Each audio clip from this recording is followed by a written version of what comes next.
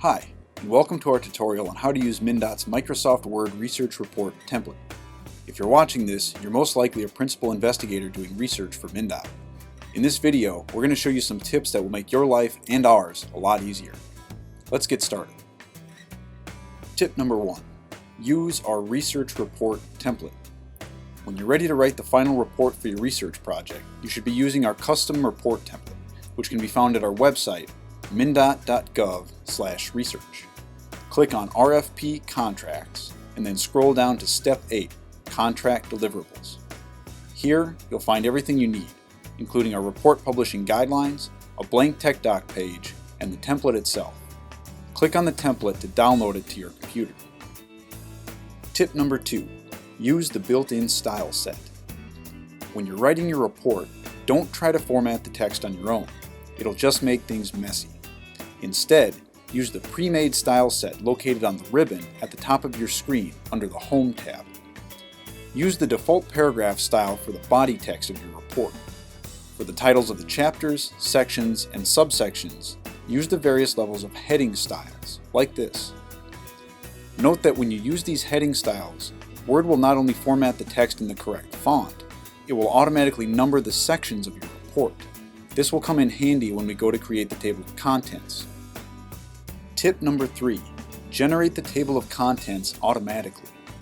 When you're done writing your report and are ready to make the table of contents, simply scroll up to the table of contents that's already in the template, right-click on any line, and then click on Update Field, and then Update Entire Table. Then click OK. Your table of contents is now done. As long as you use the correct styles when writing the chapters, sections, and subsections, the table of contents should be 100% accurate. Tip number 4. Insert photos and graphics correctly. When you need to insert a photo into your report, click on Insert, Picture, and then find the photo you want to insert. Once the photo is in the report, you need to do two things: add a caption and add alt text. First, let's add the caption. Right-click on the photo and then click on Insert Caption. Select the label and the position you want the caption to appear in. Since this is a photo, I'm going to select Figure and I'm going to place the caption below the image. If it were a table, I would place the caption above the image. When you're ready, go ahead and add the actual text of the caption and click OK. Now, let's add the alt text. Right-click on the photo, click Format Picture, and then click on Alt Text. Provide a title and a description for the photo. These pieces of metadata are required for accessibility reasons. They allow visually impaired readers using screen reading software to understand what's being shown in the photo. It's important that you use this method to caption your photos, and here's why.